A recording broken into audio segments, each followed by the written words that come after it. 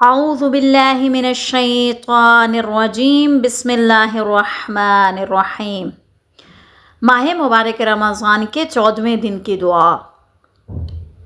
اللہم لا تؤاخذنی فیہ بالعثرات واقلنی فیہ من الخطایا والحفوات ولا تجعلنی فیہ غرضا للبلایا والآفات بعزتک یا عز المسلمین۔ اے اللہ، آج کے دن میری لغزشوں پر میرا مواخذہ نہ فرما اور میری خطاؤں اور کوتاہیوں سے درگزر فرما، اور مجھے اپنی آزمائشوں اور آفتوں کا نشانہ نہ بنا۔